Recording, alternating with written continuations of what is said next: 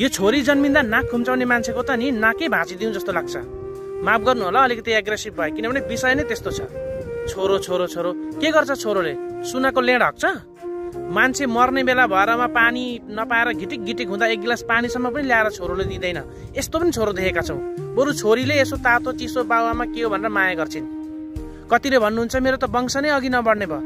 होइन, तपाईँ कुन चाहिँ देशको राजा हो? तपाईँलाई वंशको किन आवश्यकता पर्यो? राजा भापु राजाको गद्दी खाली भयो, अर्को चाहिन्छ भन्नु। मेरो सम्पत्ति अरूले खाइदिन्छ भनेर कतिलाई टेन्सन भइरहेको हुन्छ। आफू मरेपछि आफ्नो सम्पत्ति जसुकैले खाओस् नि, बाँचुन्जेल आफू उपभोग गर्नु, आफू मरेपछि जेसुकै होस्।